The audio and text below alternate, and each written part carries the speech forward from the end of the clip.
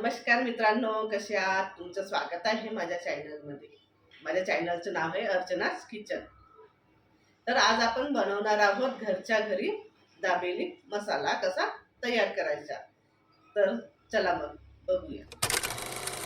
आपण घेतला आहे 1 चम्मच काळे मिरे, अर्धी वाटी खोबरा किस घेतला आहे बारीकवाला, जाडा पण घेऊ शकतो आपण, चवीनुसार मीठ, 2 टेबलस्पून ऑइल, 3 टेबलस्पून पिठी साखर, पाऊण वाटी धने, अख्खे धने घेतले आहेत,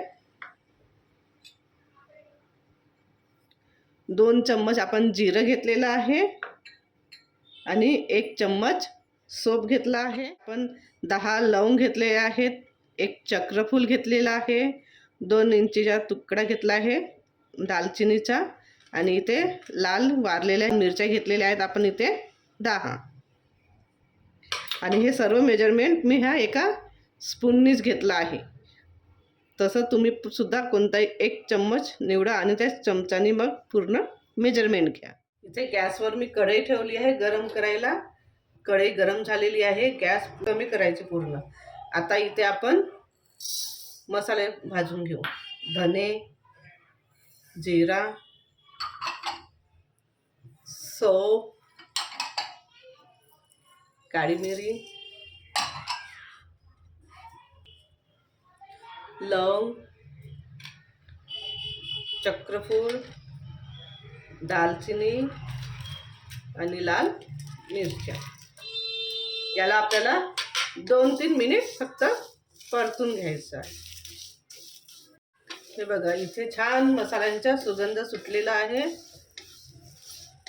जोपर्यंत मसाल्याचा छान सुगंध सुटत नाही तोपर्यंत आपण छान भाजून घ्यायचा. नंतर मग याच्यामध्ये आता आपल्याला खोबरा किस टाकायचा आहे. खोबरा किस सुद्धा छान भाजून घ्यायचं 1-2 मिनिट. इथे सुद्धा आपला खोबरा किस हा छान भाजून झालेला आहे. गॅस बंद केली मी आता आपल्याला हा मसाल्याला थंड होऊ द्यायचा. आपला मसाला इथे थंड झालेला आहे बघा. आता आपण याला मिक्सरच्या भांड्यामध्ये काढून घेऊ. मसाला पूर्ण मिक्सरच्या भांड्यामध्ये आपण काढून घेतलेला आहे. आता याच्यामध्ये आपण साखर टाकू, पिठी साखर. याच्याने साखरेनं ह्या मसाल्यामध्ये गोडपणा येतो.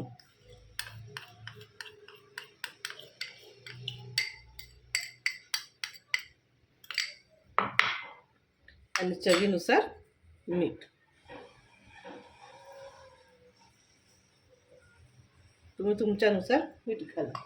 आणि आता आपण याला मिक्सरमधून बारीक करून, इथे आपला हा दाबेली मसाला मिक्सरमध्ये पूर्णपणे बारीक करून झालेला आहे. हे बघा,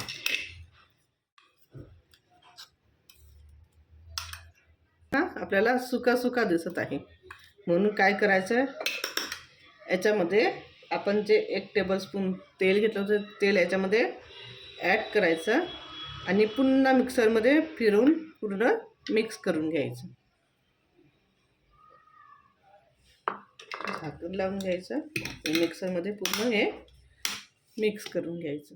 हे बघा, इथे आपला हा दाबेली मसाला झालेला आहे. बघा, बघाने आपण बघितलं तेव्हा तो एकदम असा सुका सुका दिसत होता. आता बघा, याच्यामध्ये आपण तेल ॲड केलं आणि मग पुन्हा याला मिक्सरमध्ये मिक्स करून घेतलं. आता बघा, हा आपला दाबेली मसाला हा तयार. आपला दाबेली मसाला तयार आहे.